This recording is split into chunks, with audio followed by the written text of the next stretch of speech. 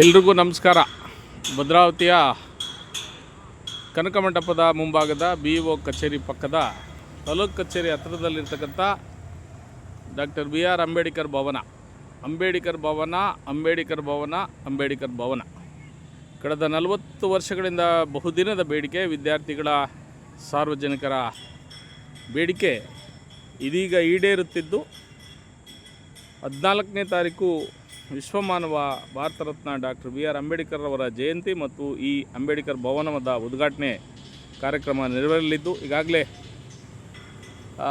ಅದ್ದೂರಿಯಾಗಿ ಕಾರ್ಯಕ್ರಮ ಮಾಡಲಿಕ್ಕೆ ಶಾಮಿಯಾನದ ಚಪ್ರ ಹಾಕ್ತಾ ಇದ್ದಾರೆ. ಒಳಗೆಲ್ಲ ಕ್ಲೀನಿಂಗು, ಕಟ್ಟಡದ ಬ್ಯಾನರು ಎಲ್ಲ ಕಾರ್ಯಕ್ರಮ ನಡೀತಾ ಇದೆ. ನಾನು ಈ ಮೂಲಕ ಭದ್ರಾವತಿಯ ಸಮಸ್ತ ನಾಗರಿಕರಿಗೆ, ಎಲ್ಲ ಸಂಘ ಸಂಸ್ಥೆಗಳಿಗೆ ಮತ್ತು ರೈತ ಮುಖಂಡರಿಗೆ, ಕಾರ್ಮಿಕ ಮುಖಂಡರಿಗೆ, ಮಹಿಳಾ ಮುಖಂಡರಿಗೆ, ಎಲ್ಲ ಸಂಘ ಸಂಸ್ಥೆಯ ಮುಖಂಡರಿಗೂ ಕೂಡ ದಯಮಾಡಿ ತಾವೆಲ್ಲರೂ ಕೂಡ ಅಂಬೇಡ್ಕರ್ ಭವನವನ್ನು ಭಾಳ ಕಡಿಮೆ ವೆಚ್ಚದಲ್ಲಿ ಬಳಸ್ಕೊಳ್ತೀರಿ. ಹಾಗಾಗಿ ಉದ್ಘಾಟನಾ ಕಾರ್ಯಕ್ರಮಕ್ಕೂ ಕೂಡ ಬಂದು ಅಂಬೇಡ್ಕರ್ ಅವರ ಹೆಸರಿಗೆ ಗೌರವವನ್ನು ಸಲ್ಲಿಸೋಣ.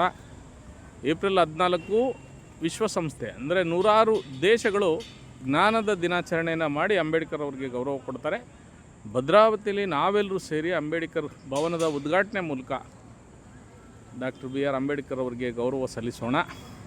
ಭಾಳ ಮುಖ್ಯವಾಗಿ ಶೋಷಿತರು, ದೀನದಲಿತರು, ಮಹಿಳೆಯರು, ಹಕ್ಕು ವಂಚಿತ ಅನೇಕ ಬಡ ಜನರಿಗೆ ಧ್ವನಿಯನ್ನು ಕೊಟ್ಟಂಥ ಪುಣ್ಯಾತ್ಮ, ಮತದಾನದ ಹಕ್ಕನ್ನು ಸರ್ವರಿಗೂ ಕೊಟ್ಟಂಥ ಪುಣ್ಯಾತ್ಮ, ಸಂವಿಧಾನದಲ್ಲಿ ಪ್ರತಿಯೊಬ್ಬರಿಗೂ ಕೂಡ ಸಮಾನ ಹಕ್ಕುಗಳನ್ನ ಕೊಟ್ಟಂಥ ಡಾಕ್ಟರ್ BR ಅಂಬೇಡ್ಕರ್ ಅವರನ್ನು ನೆನೆಸ್ತಕ್ಕಂಥ ಒಂದು ಸುವರ್ಣ ಅವಕಾಶ ಭದ್ರಾವತಿ ಸಮಸ್ತ ಜನರಿಗಿದೆ. ಹಾಗಾಗಿ ದಯಮಾಡಿ 14ನೇ ತಾರೀಕು ಎಲ್ಲರೂ ಕೂಡ ಬೆಳಗ್ಗೆ 9 ಮೆರವಣಿಗೆಯಲ್ಲಿ ಬಂದು ಉದ್ಘಾಟನೆ ಮಾಡಬೇಕು. ಈ ಉದ್ಘಾಟನೆಯನ್ನು ಕ್ರಾಂತಿಕಾರಿ ಮುಖ್ಯಮಂತ್ರಿಗಳಾದ ಎಸ್ ಬಂಗಾರಪ್ಪನವರ ಪುತ್ರ ಮಧು ಬಂಗಾರಪ್ಪನವರು ಉದ್ಘಾಟನೆ ಮಾಡ್ತಾರೆ. ಕಾರ್ಯಕ್ರಮದ ಅಧ್ಯಕ್ಷತೆಯನ್ನು ಜನಪ್ರಿಯ ಶಾಸಕರಾದ BK ಸಂಗಮೇಶ್ವರ್ ಅವರು ವಹಿಸಲಿದ್ದು, ಅನೇಕ ಗಣ್ಯರು ಭಾಗವಹಿಸಲಿದ್ದಾರೆ.